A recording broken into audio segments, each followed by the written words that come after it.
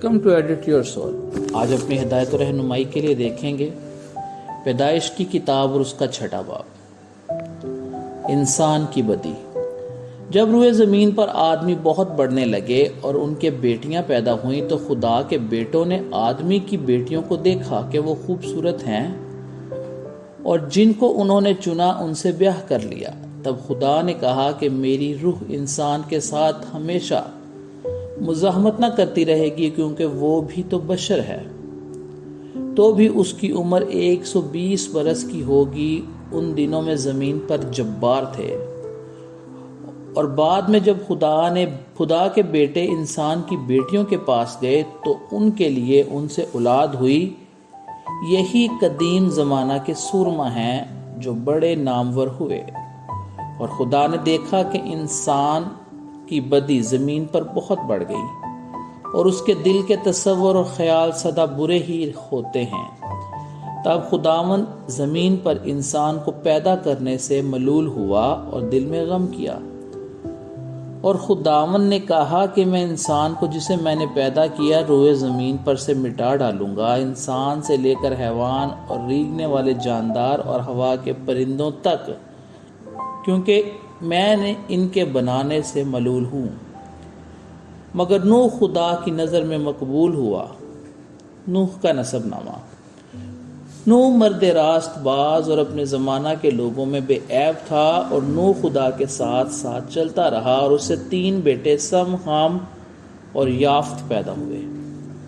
پر زمین خدا کے آگے ناراست ہو گئی تھی اور وہ ظلم سے بھری تھی، اور خدا نے نظر کی اور دیکھا کہ وہ ناراست ہو گئی، کیونکہ ہر بشر نے زمین پر اپنا طریقہ بگاڑ لیا تھا۔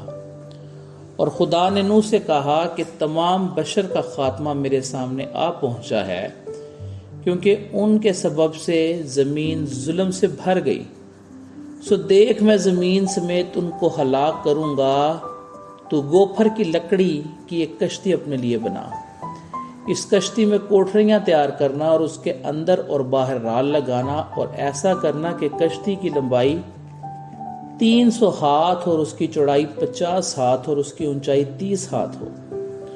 اور اس کشتی میں ایک روشن دان بنانا اور اوپر سے ہاتھ بھر چھوڑ کر اسے ختم کر دینا، اور اس کشتی کا دروازہ اس کے پہلو میں رکھنا۔ اس میں 3 درجے بنانا، نچلا، دوسرا اور تیسرا۔